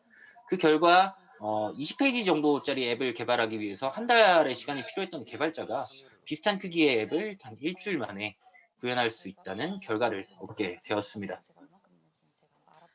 1년에 출시되는 앱은 전 세계적으로 약 180만 개 정도입니다. 저희는 이 중 5%를 충분히 앱 빌더를 통해서 코딩 없이 구현할 수 있고, 이 시장을 저희가 차지할 수 있다고 생각을 하고 큰 목표를 가지고 사업을 진행하고 있습니다. 우선은 한국에서 출시되는 매달 3,000개의 앱 중에서 15%를 점유하는 것을 목표로 사업을 시작을 할 것이고, 글로벌 시장으로 확장해 나갈 것입니다. 저희는 지난해 하반기 9개 엑셀러레이팅 사업에 선정돼서 사업을 진행을 했습니다. 그리고 앞서 보여드렸던 MVP 테스트를 진행했고, 그 결과를 바탕으로 12월 달에 5개 창업 경진대회에서 대상 3회 포함 수상을 하며 좋은 반응을 얻으며 성장을 하고 있습니다. 금년 매출 목표는 8억 원이고 2023년까지 글로벌 매출 120억 원을 목표하고 있습니다. 저희는 앱 빌더를 가장 잘 만들어낼 수 있는 글로벌한 팀으로 구성되어 있습니다. CEO인 저는 서울대학교 졸업 이후 4년간의 스타트업 운영 및 실무 경험을 통해서 창업 역량을 키워왔고, 저희 CTO는 13년 경력의 개발자로 이 분야에서 최고의 기술력과 경험을 갖춘 그런 인재라고 할 수 있습니다.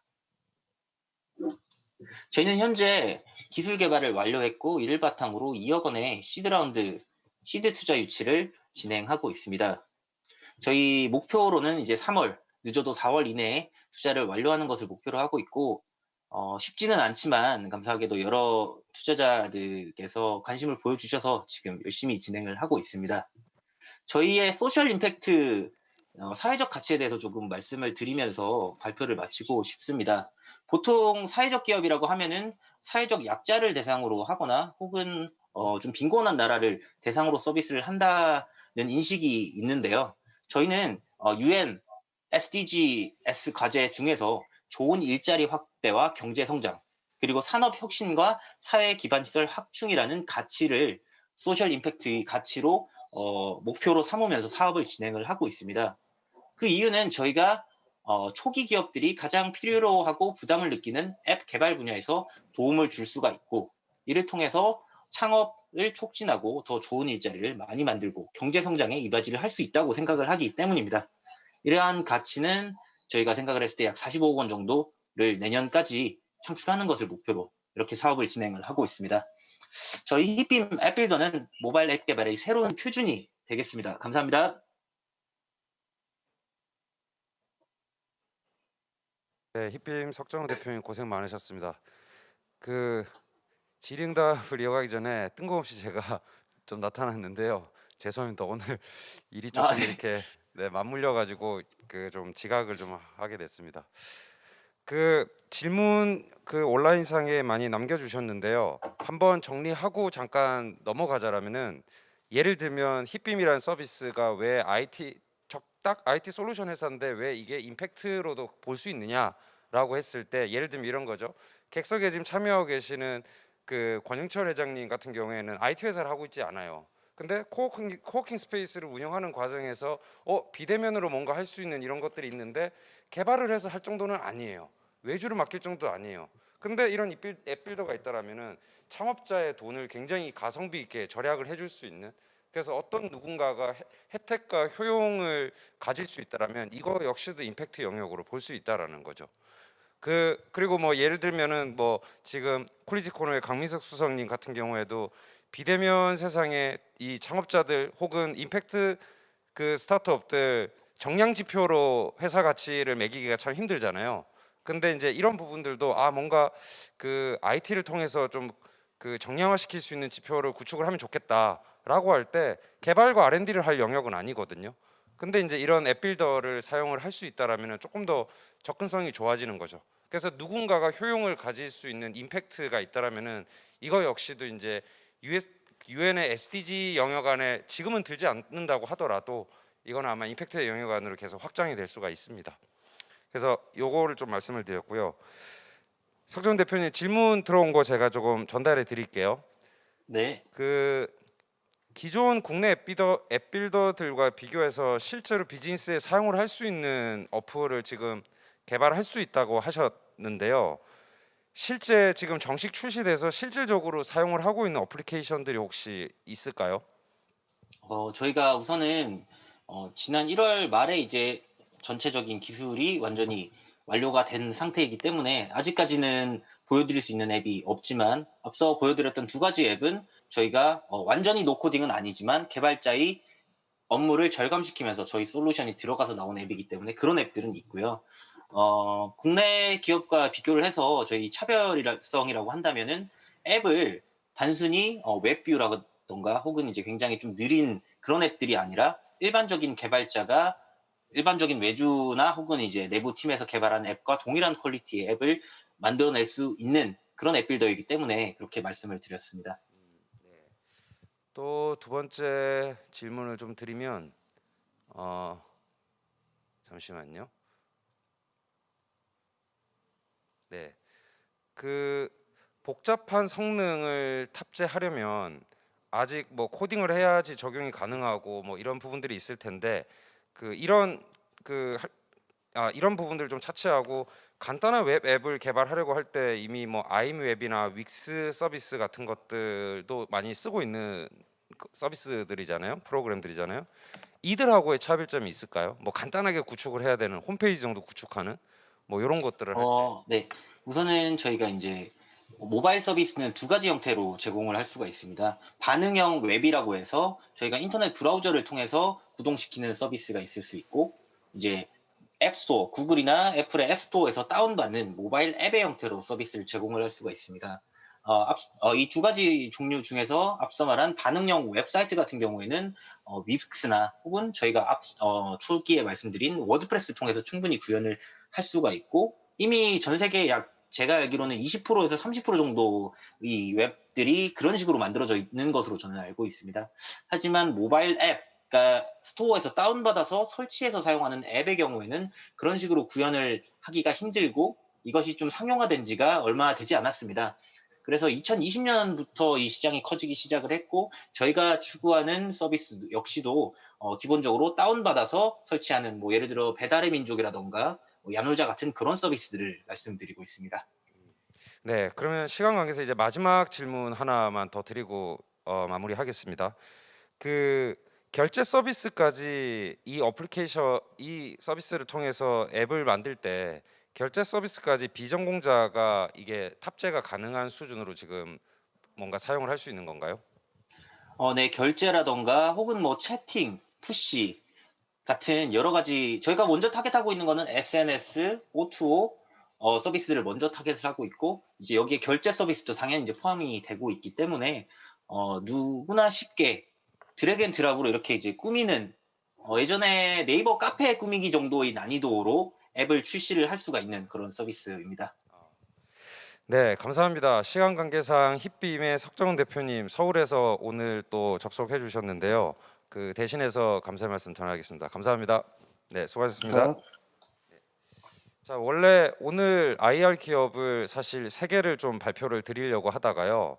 그 부산이라는 곳의 임팩트를 이런 것도 좀 임팩트구나라는 거를 좀 알 수 있도록 해주면은 좀 좋지 않을까 싶어서 그 초기 기업 IR 기업은 3개가 아니라 2개로 제가 일단 조금 마무리를 하고요.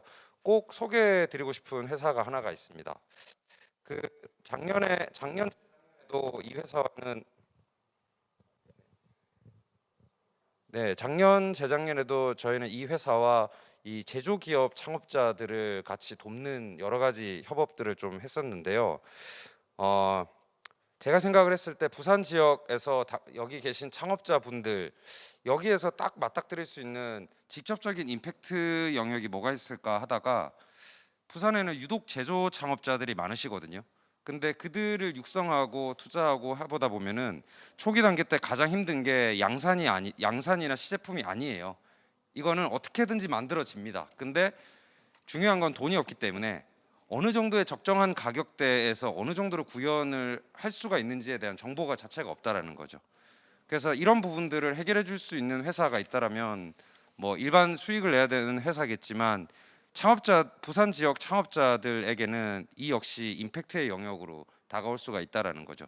그래서 제가 말씀드리는 건 지금 이미 규정되어 있는 UN SDG라는 어떤 그 지표를 사용을 해서 17가지 지표 안에 들지 않으면 이건 임팩트가 아니다라고 볼 게 아니라 이 17가지 UN에서 정한 SDG 그 17가지 지표를 기준으로 점점 임팩트라는 영역은 확장이 될 거다라고 저희 전문가들은 의견을 모으고 있고 그런 차원에서 그 에이틴 벤처스 비교 견적 서비스를 중소기업들을 위해서 하고 있는 에이틴 벤처스의 카파라는 서비스를 한번 들려드리도록 하겠습니다.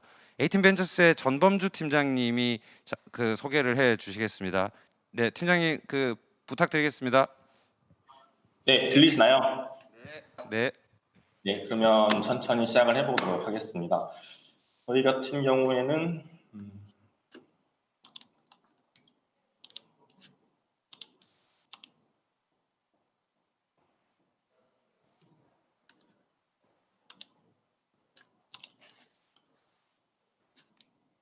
우선은 말씀드린 대로 저는 에이틴 벤처스의 CRM팀 팀장을 맡고 있는 전범주라고 하고요.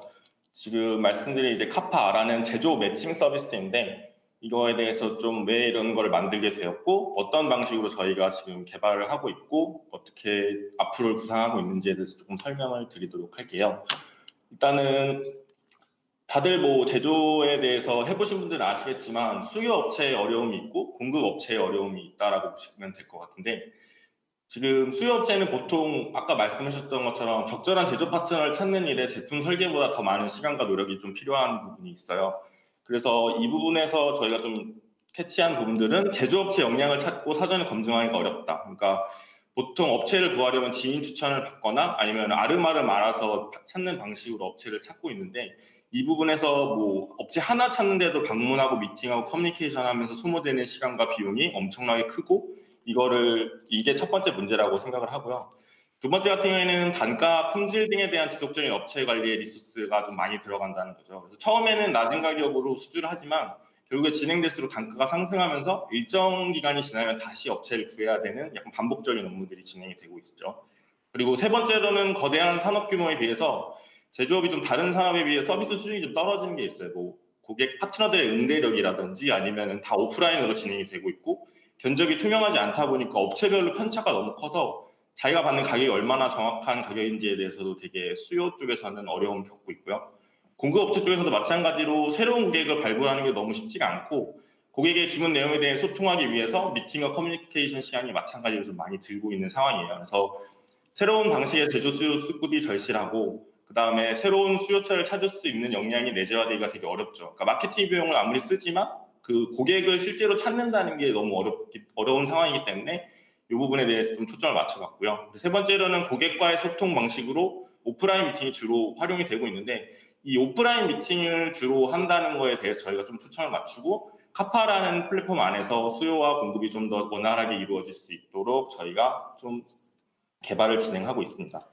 그래서 실제로 지금 요즘에 코로나가 생기면서 이제 언택트 비즈니스 모델에 대해서는 다들 잘 아실 거예요. 그래서 다른 일반적인 산업들은 다 가라앉는 반면에 매출이 제한되니까 넷플릭스라든지 네이버, 카카오 같은 온라인 앱들에 대한 사용자는 대폭 증가를 하고 있고, 그리고 이제 그런 활동들이 점점 가속화되고 이제 포스트 코로나라고 해서 앞으로도 계속 이런 상황이 계속 이어질 거라고 생각을 하거든요. 그리고 급변하는 온라인 협업 시장이라고 해서 지금도 마찬가지로 원래는 오프라인에서 진행돼야 될 이런 뭔가 세미나라든지 이런 것들이 이런 줌이나 온라인 회의, 원격 회의 서비스로 넘어가게 되고, 이제 아무리 오래되거나 변화를 좀 어려워하는 기업들도 이런 툴을 사용해서 사업을 진행할 수밖에 없는 상황이라는 점에서 저희가 카파라는 서비스가 필요하겠다라고 생각을 해서 지금 이렇게 진행을 하고 있습니다. 그래서 카파가 가장 크게 해결하고자 하는 문제는 기존의 제조의 공간적인 제약을 극복하고 온라인으로 더 합리적이게 서로 소통을 할 수 있도록 만들려고 하고 있고요. 차후에는 이제 카파 커넥트라고 해서 제조에는 특별히 뭐 주석을 단다든지 어떤 부분에서 어떻게 대화를 해야 되는 거 오프라인으로만 진행할 수 있는 부분들이 있는데, 이 부분도 마찬가지로 저희가 최대한 원격에서 해결할 수 있도록 그런 기능을 구현할 준비를 하고 있습니다. 그래서 카파의 가장 핵심 기능이라고 보면은 CNC, 3D 프린팅, 금형사출의 비교 견적이 가능하고, 앞으로 지금 이번 주 금요일 날 판금 서비스가 오픈 예정이고요. 그 이후에 이제 디자인 설계라든지, 그러니까 양산까지 이르는 모든 과정에 있어서의 제조 분야들을 모두 다루려고 지금 확대를 계속 논의하고 있고, 간편한 견적 요청서 작성이 가능해요. 이건 뒤쪽에서 제가 직접 보여드릴 건데, 저희가 카파라는 서비스를 진행하기 전에 크리에이터블이라는 서비스를 진행을 했었는데, 저희가 이제 게이트 키핑을 하면서 직접 제조와 수요의 사이에서 필요한, 그러니까 견적 요청하는데 필요한 정보가 뭐고 이게 부족하고 저게 필요하다라는 것들에 대한 정보를 많이 쌓아놨었거든요. 그걸 이제 온라인으로 만들어서 서로 소통할 때 막 기본적인 내용들부터 소통하는 게 아니라 이미 어느 정도 완성되어 있는 견적 요청을 가지고 대화를 할 수 있도록 만들어놨고요. 그 다음에 웹에서도 바로바로 2D, 3D 뷰어를 지원하고 있어서 그런 부분에 있어서는 자기가 어떤 부품을 올렸는지 아니면은 어떤 간단한 부품 같은 경우에는 그 도면만 봐도 업체 같은 게 견적을 낼 수 있거든요. 그런 식으로 해서 최대한 빨리 견적을 받을 수 있도록 되어 있습니다. 그리고 향후에는 당연히 다른 것들처럼 업체의 정보나 포트폴리오 리뷰 등을 같이 공유를 해서 좀 더 소비자가 그런 업체를 판단하는 데 도움이 될 수 있도록 객관적인 정보를 제공하려고 준비 중입니다. 그래서 간단하게 서비스 구조를 설명을 드리자면, 일단은 제조 수요자가 있고 제조 공급자가 있는데, 이 제조 수요자가 아까 말씀드린 대로 견적 요청을 진행하게 되면은 저희 쪽 플랫폼에 그 견적 요청서가 등록이 되고, 저희가 이제 사업자 등록증이나 포트폴리오 회사 소개서를 받아놓은 제조 공급자들, 그러니까 저희 파트너들이 이 요청서를 알람을 받고 확인을 하게 돼요. 그러면은 그 요청서를 확인한 후에 견적을 입력한다든지 아니면 채팅을 오픈해서 제조 수요자에게 뭐 어떤 정보가 부족하다, 아니면 이거는 얼마면 할 수 있다, 뭐 이런 식으로, 아니면 납기를 옮겨달라, 이런 식으로 코멘트를 주고받을 수 있도록 되어 있거든요. 그래서 자유롭게 채팅에 오고 가다가 이제 계약을 진행하게 되면은 원래 하시던 방법대로 업체와 계약을 진행하고 납품 및 결제도 마찬가지로 업체와 진행할 수 있도록 수요자가 그런 식으로 지금 프로세스가 구축이 되어 있습니다. 그래서 다음에 보여드리는 화면은 고객 견적 요청 접수 과정 첫 번째 화면인데요. 이런 식으로 CNC 가공, 3D 프린팅, 금형사출 이렇게 큰 갈래로 나눠져 있어요. 그래서 이 중에서 본인이 진행하고 싶은 서비스를 선택을 해서 들어가시게 되면 이제 그 아랫부분, 그러니까 견적 요청을 하는 화면이 나오게 되고요. 그럼 상단에 도면 파일을 추가하는 부분이 있어요. 여기는 이제 뭐 제한된 파일도 있고 아닌 파일도 있는데, 이 파일에서 형식에서 벗어난 파일들은 대부분 알려준다고 해도 업체에서 견적을 낼 수 없는 경우가 많기 때문에 저희가 좀 막아놓은 부분이 있고요. 그래서 이제 파일을 올리게 되면은 하단 부분에 뭐 수량이라든지 가공 옵션, 그리고 상세 요청사항, 뭐 이거를 어떻게 뭐 공차를 얼마를 넣어달라든지 아니면은 뭐 잘 모르겠으니까 추천을 해달라든지 이런 멘트들을 적을 수 있는 공간이 있고, 그 밑에는 뭐 2D 도면만 봐서는 가공하기 좀 어려운 부분들도 있어요. 그런 경우에 이제 모델링, 3D 모델링 같이 넣을 수 있게 파일 첨부할 수 있는 공간이 들어가 있고, 이제 마지막 이렇게 다음으로 넘어가게 되면은 이제 이거 같은 CNC이기 때문에 가공 방식이 밀링인지 아니면은 선반인지, 뭐 제조 대분류가 스테인리스인지 플라스틱인지 뭐 이런 식으로 해서 제조 분류들을 최대한 적도록 되어 있고요. 물론 이것도 그냥 파트너의 추천을 받겠습니다라는 항목이 있어서 너무 어렵게 생각하시지 않고 바로 넘어갈 수 있도록 되어 있습니다. 그 다음에 이제 프로젝트명을 넣고 납기를 넣은 다음에 견적 요청 완료하기를 하면은 저희 서비스, 그러니까 저희 플랫폼 안에 있는 한 공간으로 그 견적 요청서가 접수가 완료가 되고요. 이 다음 과정으로 넘어가게 되면은 이제 파트너들은 견적 요청이 완료가 되면 이런 식으로 메일이나 문자로 알람을 받게 되어 있어요. 이렇게 받은 다음에 확인하기 버튼을 누르면 이런 식으로 고객이, 그러니까 수요자가 입력해 놓은 뭐 도면이라든지 재질, 뭐 그 제조 방식, 상세 요청 이런 것들을 확인할 수 있게 되어 있고요. 그 참고 파일도 마찬가지로 열어보면서 진행하게 되는데 이 우측 하단에 보면은 견적가 보내기, 채팅으로 상담 시작 이런 버튼이 있거든요. 이제 이걸 누르게 되면은 견적가를 입력할 수 있게 되어 있고, 그다음에 추가적으로 이런 견적에 뭐 어떤 부분을 더 고려해야 된다. 근데 우선 예상 견적가는 이 정도라고 시작을 해서 채팅을 시작하게 되면 이제 우측에 이렇게 예상 견적서라는 화면이 나오게 되고, 그다음에 뭐 안녕하세요 고객님 이런 식으로 뭐 다양한 얘기들이 오고 가요. 뭐 이런 용도를 좀 더 알면은 견적을 좀 더 정확히 낼 수 있다든지 아니면 납기를 옮겨달라든지 이런 식으로 진행을 할 수 있고요. 그다음에 이제 그 하단에 보면 이제 고객이 답변을 하면은 파트너가 이런 식으로 볼 수 있게 되어 있고, 고객도 마찬가지로 이거와 유사한 화면으로 같은 도면 이런 정보들을 보면서 계속 대화를 진행할 수 있도록 되어 있습니다.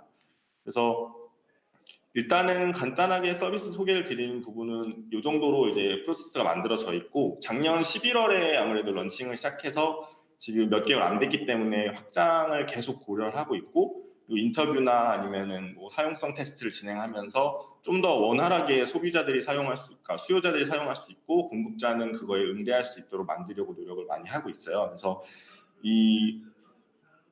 이제 이 발표가 끝난 후에 저희 홈페이지 한번 검색해서 들어와 보시면 좀 직관적으로 이해가 잘 되도록 되어 있으니까 제조를 좀 어렵다고 생각하시거나 좀 접근하기 어려우셨던 분들도 더 좋은 파트너를 쉽게 만날 수 있다라고 생각하시고 한번 접수를 해보시는 걸 권장을 해드립니다. 소개는 여기까지 마치도록 하겠습니다. 네, 팀장님 고생 많으셨습니다. 그 팀장님 그 네. 카파 서비스에 또 온라인으로 질문이 좀 들어왔는데요. 제가 예, 예. 좀 전달 드릴게요. 네. 질문을 다 드릴 수는 좀 없을 것 같고요. 예, 그 국내 시제품 제작부터 판로까지 뭔가 이렇게 도와주는 비슷한 견적 비교 플랫폼이 있다고 합니다. 근데 저는 잘 네네. 모르는데 예. 그런 경쟁업체, 이게 경쟁업체라고 봐야 될지 모르겠지만 어쨌든 네네. 그 타 업체에 비해서 카파가 가지는 강점이 어떤 건가요라고 질문을 주셨습니다. 지금 일단은 저희가 전부 다, 그러니까 고객이든 파트너든 무료로 사용할 수 있도록 되어 있고요. 그 실제로 저희도 당연히 경쟁사가 존재한다는 걸 아는데 매칭하는 데 있어서 워킹하는 경쟁 업체는 지금 존재하지 않는 상황이에요. 근데 저는 그렇게 생각하는 이유가 그냥 무턱대고 플랫폼이라는 이유로 그런 제조를 경험해보지 않은 업체들이 그냥 단순하게 연결을 목적으로 만들었다는 거에 대해서 그 부분에 있어서 저희랑 좀 차이가 있고, 저희 같은 경우에는 직접 그 사이에 껴서 그런 뭐 디자인부터 양산까지 프로젝트를 진행해본 경험들이 있거든요. 예를 들어서 뭐 고객사가 8,000개였고 40만 건 이상 납품을 직접 진행을 했었으니까, 그래서 그런 베이스로 진행을 해봤기 때문에 어떤 페인 포인트를 가지고 있고 저희가 이걸 어떻게 해결해야 되는지 알고 있어서 지금은 겉으로 봤을 때는 크게 차이가 없다라고 생각이 되겠지만, 지금 저희는 오픈한 지 얼마 되지 않았어도 벌써 많은 주문건들이 접수가 되고 파트너들도 많이 합류하는 과정에서 실제로 접수를 해보시면 아, 얘네가 정말 파트너를 구할 수 있는 사이트겠구나라는 거를 경험하실 수 있을 것 같습니다. 네, 두 번째 질문 대신 또 전달 드리면은요. 온라인으로 진행을 할 때 견적 비용 등이 어느 정도 줄어들지, 그 예상 비용이 정해져 있는지 뭐 이런 부분들이 좀 궁금하다고 하시네요.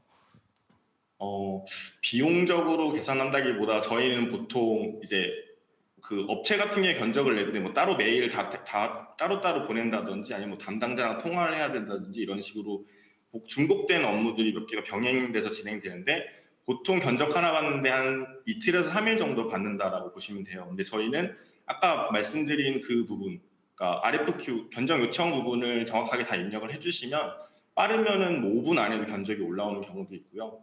늦어도 하루 안에는 보통 3개 이상의 견적을 받는다고 보시면 돼요. 그래서 뭐 시간을 비용으로 대체하기는 조금 계산하기가 어렵겠지만 일단 저희가 줄 수 있는 가장 큰 가치라고 하면은 그 그 견적을 구하는 과정에서의 시간을 최대한 줄여드릴 수 있다. 이렇게 보시면 될 것 같습니다. 네, 그럼 마지막으로 질문을 하나만 더 네. 전달드리면은요. 공급 기업에겐 투명한 공급 가격을 제시해 주는 어떤 그런 서비스에 반감을 가질 수도 있는 회사들이 있을 것 같아요. 이런 네. 회사들과는 뭐 어떤 식으로 이렇게 좀 설득을 하고 타협을 하고 하시는지 또 궁금하다고 하십니다. 일단은 처음에 말씀드린 것처럼 다 이제 비대면이 활성화가 되고 온라인화가 되면서, 그러니까 견적 비교를 저희 같은 경우에도 직접 어떤 건에 대해서 약간 살펴보게 되면은 제일 비싼 가격과 낮은 가격의 가격차가 굉장히 심하게 나요. 근데 얘네가 이거를, 그러니까 공급자 입장에서는 이걸 뭐 협력 업체한테 받아오니까 수수료를 붙일 수도 있고 아닐 수도 있고라고 생각을 하는데, 결국에는 이 제조 시장도 경쟁을 하면서 투명한 가격을 공개할 수밖에 없는 시장으로 가게 될 거고, 그런 과정에서 물론 본인들이 가격만으로 경쟁하기 싫다라는 파트너들이 굉장히 많지만, 이 파트너들조차도 고객을 만나려면 결국 이 경쟁 시장에 뛰어들어야 되고 좋은 가격을, 그러니까 투명한 가격을 줄 수밖에 없다는 그 시장이 구성이 되고 생태계가 구성이 되고 있기 때문에, 그런 부분에 있어서는 지금은 초기 단계여서 좀 나는 그렇게 장사 안 해도 된다, 뭐 어쩐다라고 하지만, 결국에 사용해보고 고객을 만나게 되고 이윤을 갖게 되면은 이제 계속 안정적으로 사용을 하면서 더 많은 피드백을 주시게 되는 것 같아요. 그래서 소비자도 당연히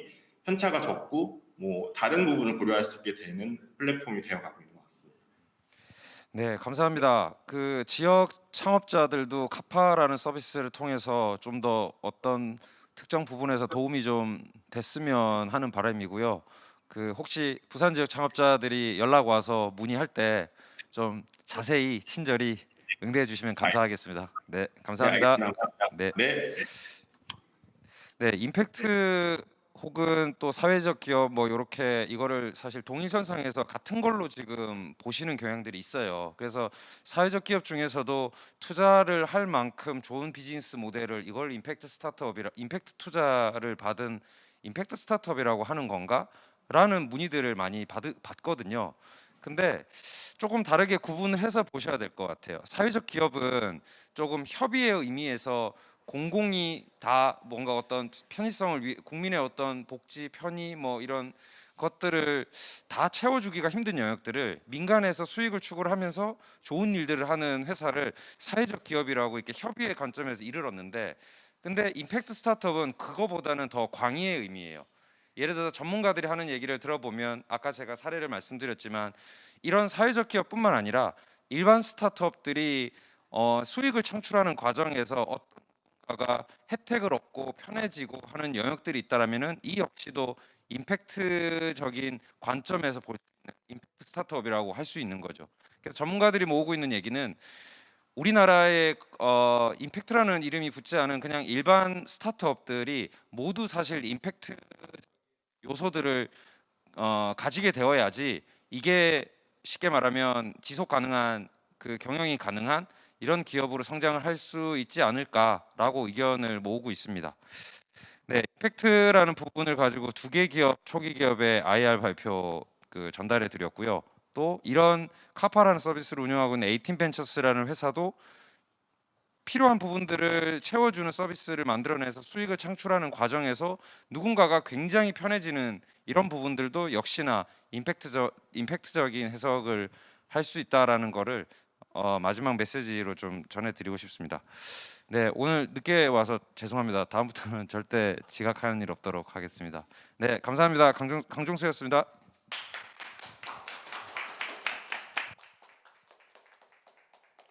네.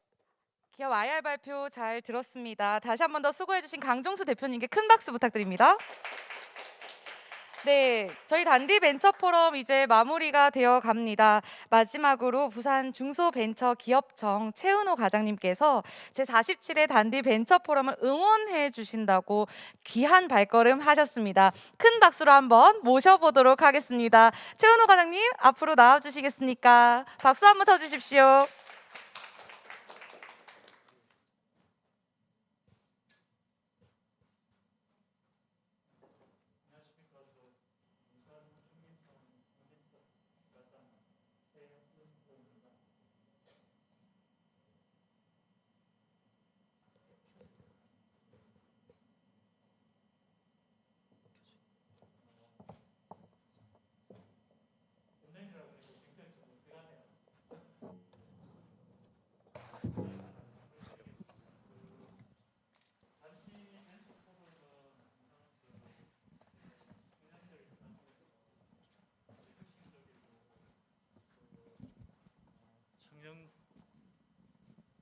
청년 창업자 벤처 기업을 위해서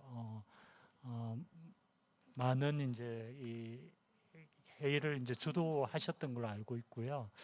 그 올해 같은 경우에도 뭐 작년도 마찬가지지만 코로나19 때문에 뭐 여러 가지 많이 힘들었죠. 그럼에도 불구하고 작년에도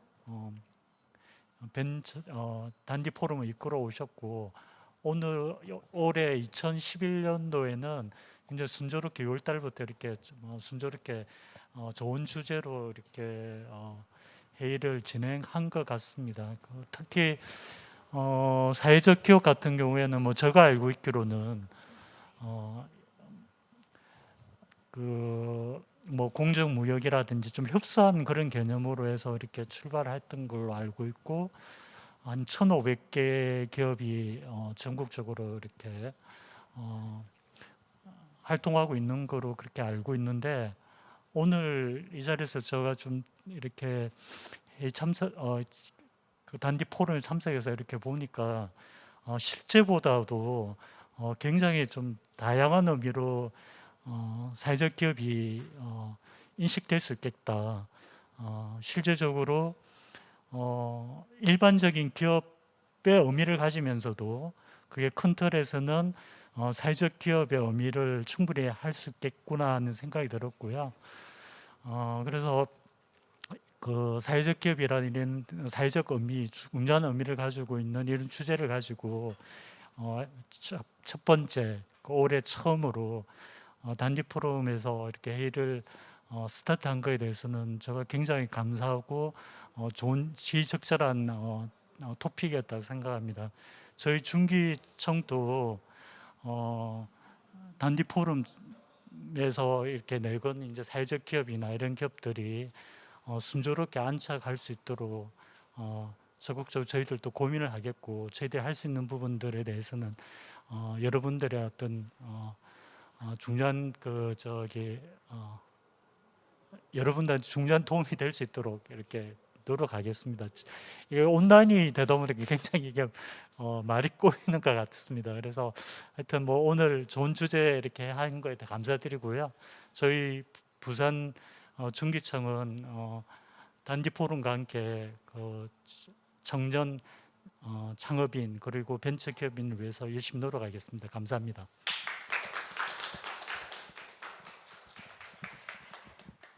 네, 감사합니다. 우리 원래는 최은호 과장님께서 매일 단디 벤처 포럼의 시작을 알려주시다가 오늘은 이제 마무리를 해주시는 것 같아서 더더욱 감사드리는 말씀드립니다.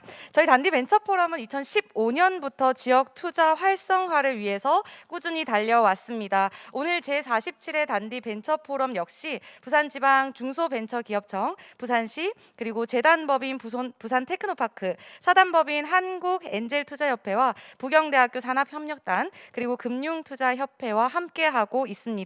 앞으로 지역 내 창업 유관 기관의 협업을 통해서 네트워크를 진행하고 누구나 참석할 수 있도록 오픈 행사를 마련하겠습니다. 올해 2021년도 많은 방심 부탁드립니다. 네, 그러면 이제 이로써 제47회 단디 벤처 포럼은 마무리하도록 하겠습니다. 자리를 빛내주신 내빈 분들을 포함해서 온라인으로 끝까지 참석해주신 참석자분들께도 감사 인사드립니다. 지금까지 운영진 아나운서 오예림이었습니다. 감사합니다.